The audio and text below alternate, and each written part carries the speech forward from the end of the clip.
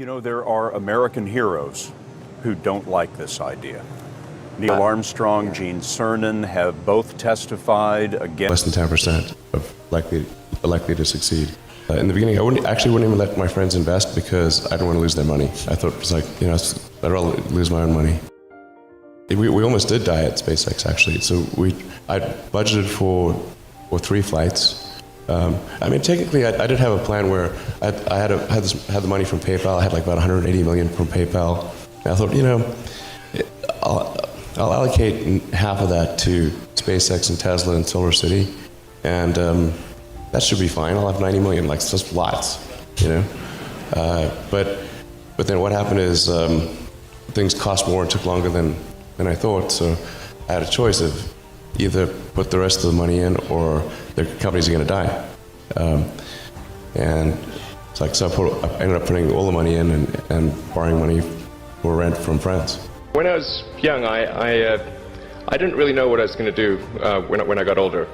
People kept asking me, but then eventually I thought that the idea of inventing things would be really cool.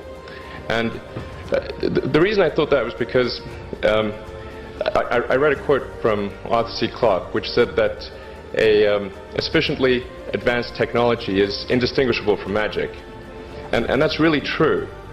If you go back, say 300 years, the things that we take for granted today would be you'd be burned at the stake for. Being able to fly, that's crazy. Being able to see over long distances, being able to communicate, having effectively with the internet a group mind of sorts, and having access to all the world's information instantly from almost anywhere on the earth. This is stuff that really would be magic, or would be considered magic in times past. In fact, I think it actually goes beyond that, because there are many things that we take for granted today that weren't even imagined in times past. They weren't even in the realm of magic.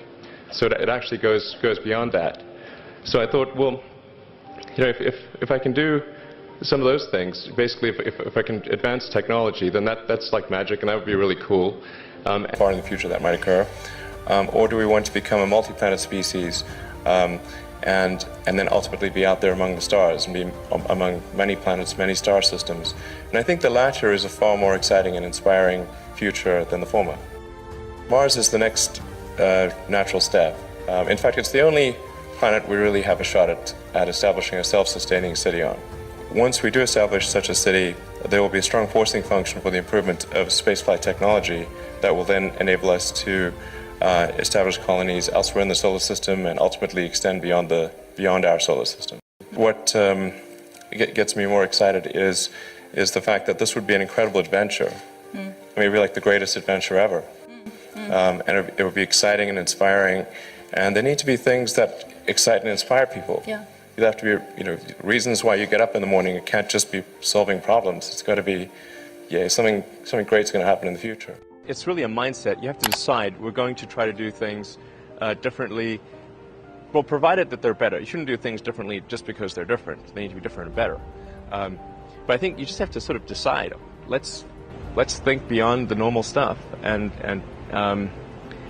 have an environment where that sort of thinking is encouraged and rewarded, and where it's okay to fail as well. Because when you try new things, you try this idea, that idea, well, a large number of them are not going to work. And that has to be okay. If every time somebody comes up with an idea, it has to be successful, you're not going to get people coming up with ideas. SpaceX is alive by the skin of its teeth, so is Tesla.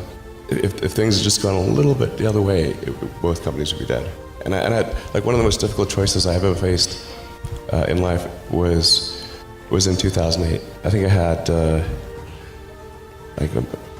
maybe $30 million left, or $30 or $40 million left in 2008. And I had 2 choices.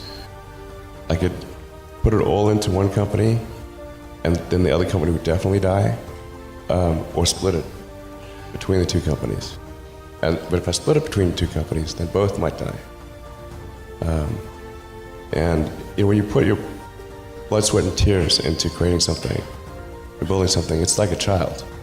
Am I going to let one starve to death? I couldn't bring myself to do it, so I